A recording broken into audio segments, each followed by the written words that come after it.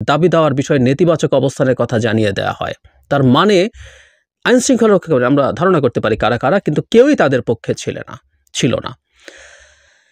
এবং এরপর বলা হয় যে বিএনপিও তার যে স্থায়ী কমিটির বৈঠক সেখানেও তাদের অনড় অবস্থান থাকে। তারপর আরও কয়েকটা দলও দেখানোর পর যে এটা সরকার করবে বলা হচ্ছে, এখানে হুবহু যা লিখেছে, বৈষম্য বিরোধী ছাত্র আন্দোলনের নেতাদের সেফ এক্সিট দিতেই সরকারের পক্ষ থেকে ওই ঘোষণা দেওয়া হয় বলে মনে করা হচ্ছে।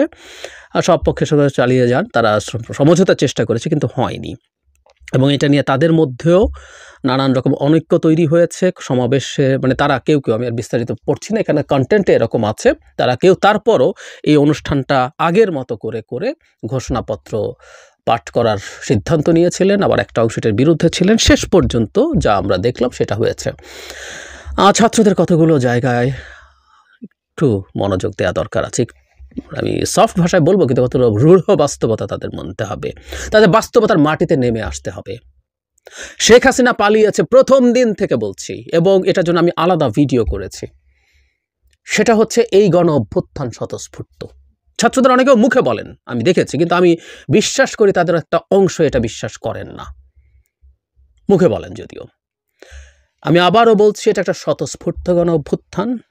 শুধুমাত্র সরকারি চাকরির কোটা অপসারণের দাবিতে মাঠে নেমেছিলেন তারা, এবং হাইকোর্ট ওই রায়টা ওই সময় না দিলে এই মুহূর্তে হয়তো তারা রাস্তায় নামতেনও না। হ্যাঁ, আমি বিশ্বাস করি অন্য কোনো না কোনো উপলক্ষে মানুষ নেমে যেত, মানুষ অস্থির ছিল, অশান্ত ছিল, ক্ষুব্ধ ছিল, এবং ওই রকম যে কোনো একটা মুভমেন্টের সূত্র ধরেই সরকার পতন হয়ে যেতে পারত। আমি বহুদিন তিউনিসিয়ার গল্প বলেছি এভাবেই সরকার পতন হবে। এবং আমি যোগ করতে চাই এখানে জানুয়ারির 1 তারিখ 2024, আজকে 25শে জানুয়ারির 1, আমি 1 তারিখ 7 তারিখ নির্বাচন সামনে ভয়েস অব আমেরিকার সাথে ইন্টারভিউতে বলেছিলাম এই সরকার 1 বছরের বেশি টিকবে না।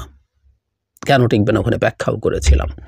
যাই হোক, যে কথাটা বলছিলাম, এখন শেখ হাসিনা পতনের পর স্টুডেন্টরা যদি মনে করে তাদের পরিকল্পনায়, তাদের নেতৃত্বে এই ঘটনা ঘটেছে, এর মধ্যে অতিরঞ্জন আছে।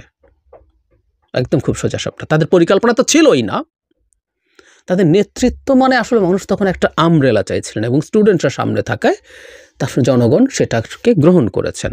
আমাদের রাজনৈতিক দলগুলোর প্রতি কারো না কারো কোনো না কোনো ধরনের অবিশ্বাস, অনাস্থা আছে, যৌক্তিক কারণেই আছে। ফলে যখন সামনে অরাজনৈতিক একটা প্ল্যাটফর্ম তৈরি হলো, সেটার পেছনে সব রাজনৈতিক দল, বিএনপি, জামায়াত, অরাজনৈতিক দল, বাম দলগুলো, গণতন্ত্র মঞ্চ, সবাই তাদের মতো করে যুক্ত হয়েছে।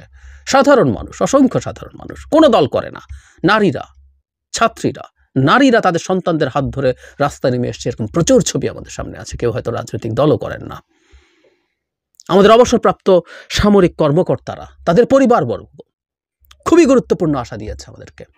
রাস্তায় নেমেছেন তারা, মিছিল করেছেন। সাথে যোগ করে রাখি, অবসরপ্রাপ্ত বেসামরিক আমলারা কি কিছু করেছিলেন তাদের সংগঠন? এখন বিরাট লড়াইয়ে তারা মাঠে আসেন, ভাড়াটে ক্যাডারের মতো চাকরিরতদের পক্ষে এসে সরকারকে হুমকি ধামকি দেন। শেখ হাসিনা যখন এসব করছিল, অবসরপ্রাপ্তরা কি করেছিল? এরকম অসংখ্য প্রবাসীরা রেমিটেন্স বন্ধ করে দিয়েছেন। আমাদের সেনাবাহিনী শেষ পর্যন্ত শেখ হাসিনার বিরুদ্ধে গিয়ে আমাদের লড়াইটাকে সহজ করেছে। স্টোরির কোনো শেষ নেই, এটা শুধু জুলাই আগস্ট না, সারা 15 বছরের। তো এটাকে নিজের ক্রেডিট ক্লেম করে নিজেদেরকে ওভার এস্টিমেট করার একটা ভুল আছে। তাদের বাস্তবতায় নেমে আসতে হবে। শেখ হাসিনা পতনের সাথে সাথে বিরাট একটা অংশ, এটা মেজরিটি, জেনারেল মেজরিটি চাইতে অনেক বড় একটা অংশ তার নিজের উদ্দেশ্যে চলে গেছে। বিএনপি, জামায়াত, তাদের সংগঠন আছে যারা এগুলো কোনো এজেন্ডা নেয়, রাজনৈতিক দল নয়। সে শেখ হাসিনার পতনের জন্য চেয়েছিল, শেখ হাসিনার পতনের সাথে সাথে চলে গেছে। সুতরাং স্টুডেন্টরা যদি মনে করে তারা এককভাবে এখনো